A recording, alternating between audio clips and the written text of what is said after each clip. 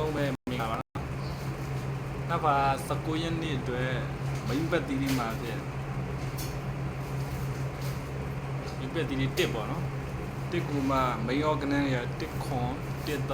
1 5 1ဘူး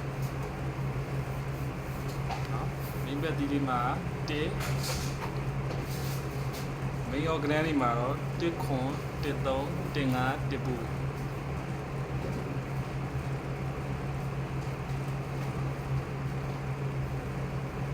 ကျွန်တော် master key ဒီမှာဖြစ်358ပေါ့နော်358ကိုဒူပတ်တီးဒီမှာဖြစ်5ပေါ့နော်5ကို5နှစ်5ခွန်58 5တော့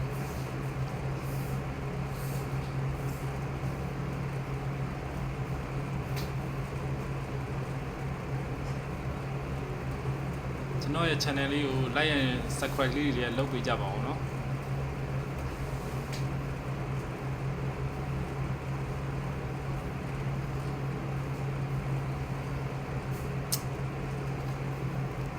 ကမိတ်ပတ်တီးရတက်ပါနော်တစ်ကူမှာ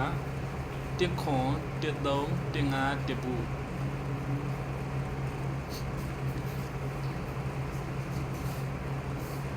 တစ်ခွန်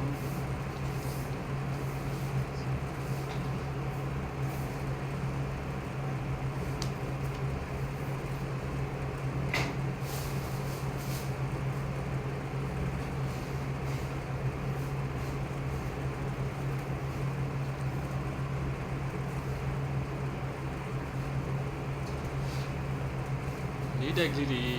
ဒီတိုင်းသိလို့ရအောင်ကျွန်တော်ရဲ့ channel လေးကို subscribe လေးလုပ်ပေးကြပါဦးနော်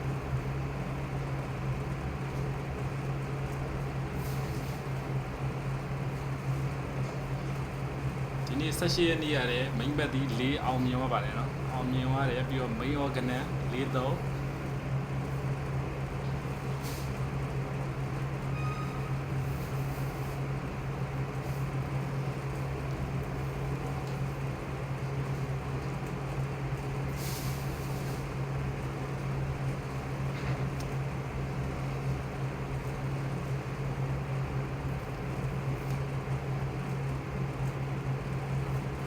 3master key ရ358ဖြစ်ပါတယ်နော်358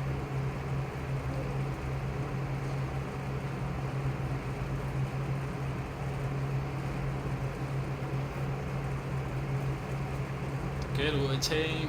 ပတ်တီးလေးကိုမကြိုက်လို့တပြင်းအချိန်နဲ့သုံးနေတယ်ဆိုလဲ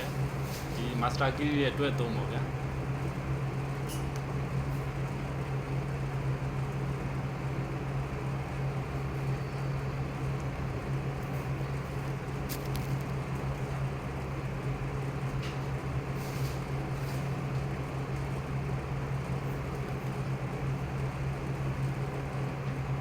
နောက်တစ်ခေါက်ပြန်ပြောပြမယ်နော်ကျွန်တော်ရဲ့အဓိက main ပတ်တီးလေးမှာတော့နံပါတ်1ဖြစ်ပါတယ်နော် main ပတ်တီးလေး1ကူမှာ main organ ရ1ခွန်1 3 1 5 1ဘူးအပူလည်းလာနိုင်ရနော်ပူလေးသတိထားကြပါ